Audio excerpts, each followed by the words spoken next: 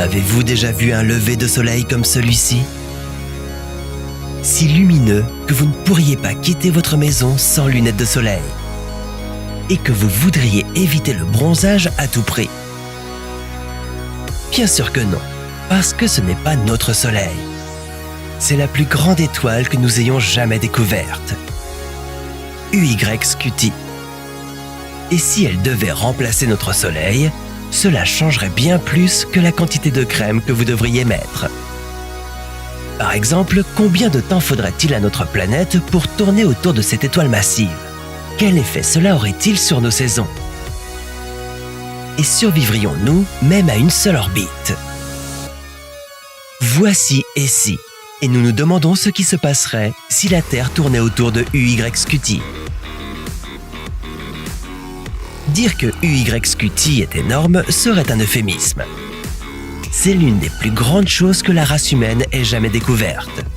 Pour le mettre en perspective, il est environ 1700 fois plus grand que notre Soleil. Si vous deviez faire voler un Boeing 777 autour de UY-Scuti, il faudrait plus de 1200 ans pour faire le trajet. Alors, une étoile aussi gigantesque aurait-elle la place d'entrer dans notre système solaire?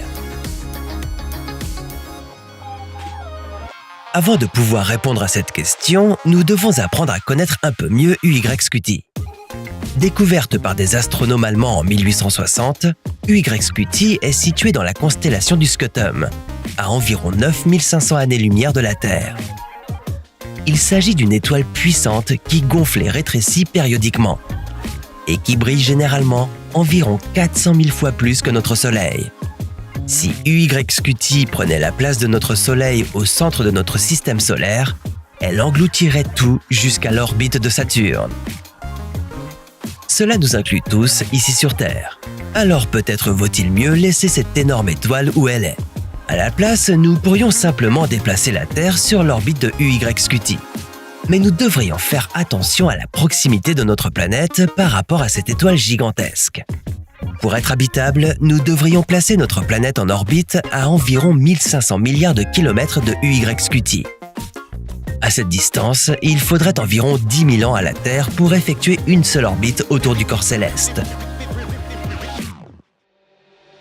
Cela changerait toute notre conception de la vie telle que nous la connaissons. Chaque saison durerait 2500 ans. Cela signifie que des civilisations entières pourraient naître et disparaître sans jamais connaître plus d'une saison. Pour la plupart des gens, l'été serait quelque chose dont ils n'ont entendu parler que par des légendes.